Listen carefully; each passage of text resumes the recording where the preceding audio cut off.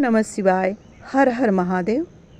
प्रिय दोस्तों, मैं मीतू शुक्ला एसपीएम ब्लॉग में आप सभी का स्वागत करती हूँ। आइए इस वीडियो के माध्यम से सुनते हैं फागुन कृष्ण पक्ष महाशिवरात्रि की ये अद्भुत कथा।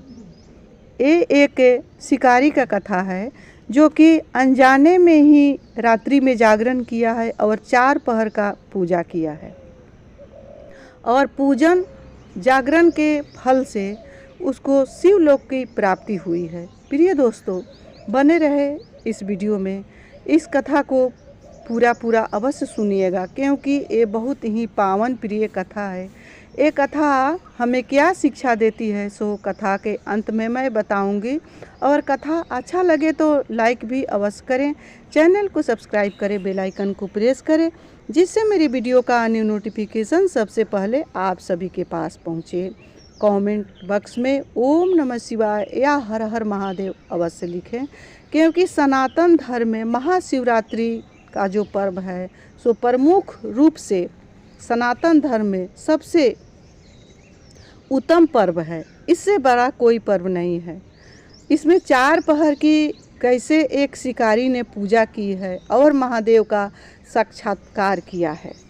पूर्व काल में चित्रभानु नामक एक शिकारी था। जानवरों की हत्या करके वह अपने परिवार को पालता था। वह एक साहूकार का कर्जदार था, कर्जा से लदमलूद था। साहूकार उसको हरदम परेशान करता था, कर्जा मांगता था लेकिन उसका ऋण समय पर न चुका सका क्योंकि उसके पास पैसा नहीं था। क्रोधित होकर साहूकार ने शिकारी को शिव मठ में बंदी बना दिया। संजोग से उस दिन शिवरात्रि थी। शिकारी ध्यान मगन होकर शिव संबंधी धार्मिक बातें सुनता रहा। चतुर्दशी को उसने शिवरात्रि व्रत की कथा भी सुनी। शाम होते ही साहूकार ने उसे अपने पास बुलाया और ऋण चुकाने के विषय में बात की। शिकारी अगले दिन सारा ऋण लौटा देने का वचन देकर बंधन से छूट गया। अपनी दिनचर्या की भांति वह जंगल में शिकार के लिए निकला, लेकिन दिन भर बंदी गृह में रहने के कारण भूख प्यास से व्याकुल था। शिकार खोजता रहा, वह बहुत दूर निकल गया। अब अंधकार हो गया, रात्रि हो गई। उसने विचार किया कि जंगल में ही रात्रि बितानी पड़ेगी। वह वन में एक तालाब के किनारे एक बेल के पेड़ पर चढ़कर रात बिताने का इंतजार करने लगा कि कब रात्रि बीते, कब सुबह हो कि मैं शिकार के तलाश में भटकूं और मेरा जो क्षुधा पिपासा है सो भरे, क्योंकि भूखे प्यासे शिकारी बहुत व्याकुल था। बेल वृक्ष के नीचे शिवलिंग था जो बेलपत्रों से ढका हुआ था। शिकारी को उसका पता न चला। पड़ाव बनाते समय उसने जो टहनियाँ तोड़ी वे संजोग से शिवलिंग पर गिरती चली गई। इस प्रकार दिन भर भूखे प्यासे शिकारी का व्रत भी हो गया और शिवलिंग पर बेलपत्र भी चढ़ गए। एक पहर रात्रि बीत जाने पर एक गर्भिणी हिरनी तालाब पर पानी पीने पहुंची। शिकारी ने धनुष पर तीर चढ़ाकर जो ही प्रत्यंचा खींची। हिरनी बोली, मैं गर्भिणी हूँ, शीघ्र ही प्रसव करूँगी। तुम एक साथ 2 जीवों को हत्या करोगे तो ठीक नहीं होगा। मैं बच्चे को जन्म देकर शीघ्र ही तुम्हारे पास प्रस्तुत हो जाऊंगी, तब मार लेना। शिकारी ने प्रत्यंचा ढीली कर दी और हिरनी जंगली झाड़ियां में लुप्त हो गई। प्रत्यंचा चढ़ाने तथा ढीली करने के वक्त कुछ बिलपत्र अनायास ही टूटकर शिवलिंग पर गिर गए।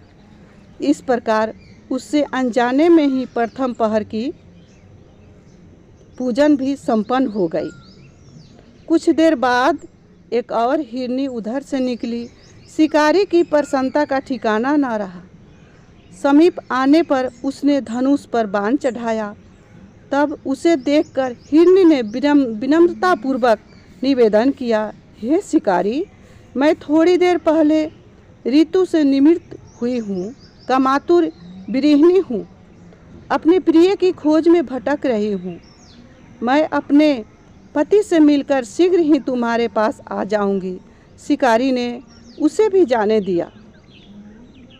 2 बार शिकार को खोकर उसका माथा ठनका। वह चिंता में पड़ गया। रात्रि का आखिरी पहर बीत रहा था। इस बार भी धनुष से लगकर कुछ बेलपत्र शिवलिंग पर जा गिरे तथा दूसरे पहर की भी पूजन संपन्न हो गई। तभी एक अन्य हिरनी अपने बच्चों के साथ उधर से निकली। शिकारी के लिए वह शुभ अवसर था।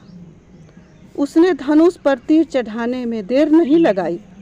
वह तीर छोड़ने ही वाला था कि हिरनी बोली, हे शिकारी, मैं इन बच्चों को इनके पिता के हवाले करके लौट आऊँगी।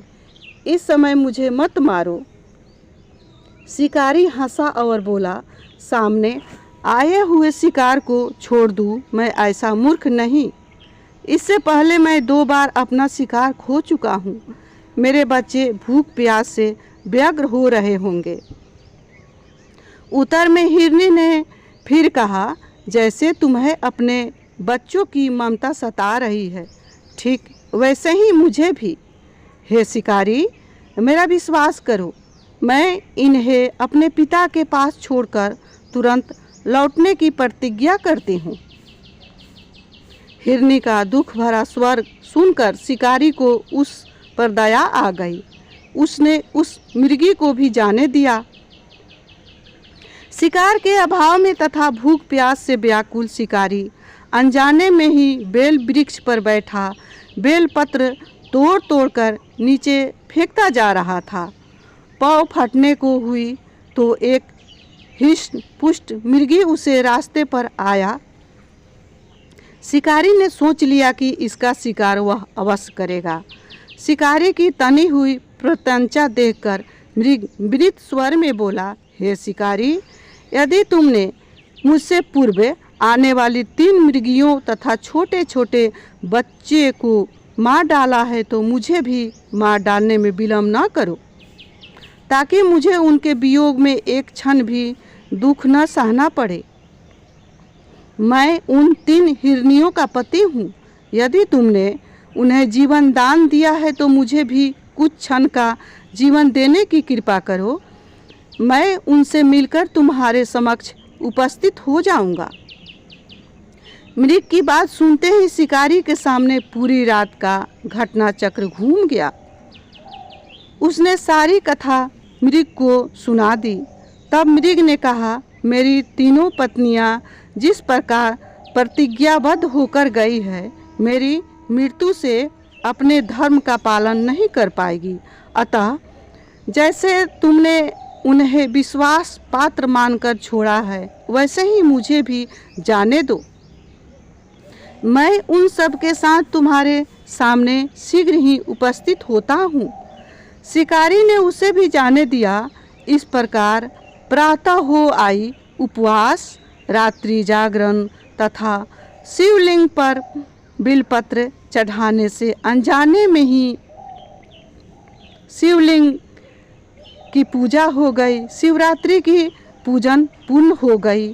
4 पहर की पूजा शिकारी ने किया, पर अनजाने में ही की हुई पूजन का परिणाम उसे तत्काल मिला। शिकारी का हिंसक हृदय निर्मल हो गया। उसमें भगवत शक्ति का वास हो गया। थोड़ी ही देर बाद वह मृग सपरिवार शिकारी के समक्ष उपस्थित हो गया ताकि वह उनका शिकार कर सके। किंतु जंगली पशुओं की ऐसी सत्यता, सात्विकता एवं सामूहिक प्रेम भावना देखकर शिकारी को बड़ी गलानी हुई। उसने मृग परिवार को जीवन दान दे दिया। अनजाने में शिवरात्रि के व्रत का पालन करने पर भी शिकारी को मोक्ष की प्राप्ति हुई। जब मृत्यु काल में यमदूत उसके जीवन को लेने आए तो शिव गणों ने उन्हें वापस भेज दिया तथा शिकारी को शिव लोक में ले गए। शिव जी की कृपा से ही अपने इस जन्म में राजा चित्रभानु अपने पिछले जन्म को याद कर पाए थे तथा शिवरात्रि के महत्व को जानकर उसका अगले जन्म में भी पालन कर पाए थे। शिव कथा हमें यह संदेश देता है, प्रिय दोस्तों, शिव कथा हमें यह संदेश देता है कि शिकारी की कथा के अनुसार महादेव तो अनजाने में किए गए व्रत का भी फल देते हैं, पर वास्तव में महादेव शिकारी की दया भाव से प्रसन्न हुए। अपने परिवार के कष्ट का ध्यान देते हुए भी शिकारी ने मृग परिवार को जाने दिया। यह करुणा की वस्तुतः उस शिकारी को उन पंडित एवं पुजारियों से उत्कृष्ट बना देती है जो कि सिर्फ रात्रि जागरण, उपवास एवं दूध, दही, बेलपत्र आदि द्वारा शिव पूजन को प्रसन्न कर लेना चाहते हैं। इस कथा में सबसे महत्वपूर्ण बात यह है कि इस कथा में अनजाने में हुए पूजन पर विशेष बल दिया गया है।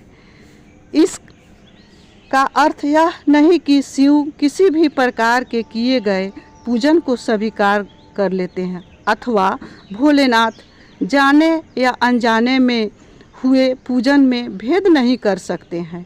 वास्तव में वह शिकारी शिव पूजन नहीं कर रहा था। इसका अर्थ यह भी हुआ कि वह किसी तरह के किसी फल की कामना भी नहीं कर रहा था। उसने मृग परिवार को समय एवं जीवन दान दिया जो कि शिव पूजन के समान है। शिव का अर्थ ही कल्याण होता है। उन निरीह प्राणियों का कल्याण करने के कारण ही वह शिव तत्व को जान पाया तथा उसका शिव से साक्षात्कार हुआ। परोपकार करने के लिए महाशिवरात्रि का दिवस होना भी आवश्यक नहीं है। पुराण में 4 प्रकार के शिवरात्रि पूजन का वर्णन है। मासिक शिवरात्रि, प्रथम आदि शिवरात्रि तथा महाशिवरात्रि पुराण में वर्णित अंतिम शिवरात्रि है। नित्य शिवरात्रि वस्तुतः प्रत्येक रात्रि ही शिवरात्रि है। अगर हम उन परम कल्याणकारी आशुतोष भगवान में स्वयं को लीन कर दे तथा कल्याण का मार्ग का अनुसरण करें, वही शिवरात्रि का सच्चा व्रत है। जय श्री हरि विष्णु, ओम नमः शिवाय, हर हर महादेव। प्रिय दोस्तों, ये कथा कैसा लगा सो कमेंट बॉक्स में अवश्य लिखें और मेरे जितने भी व्यूवर्स हैं, सब्सक्राइबर हैं, उनको महाशिवरात्रि का ढेरों सारे बधाइयाँ एवं शुभकामनाएं। भगवान महादेव की कृपा आप सबों पर बना रहे।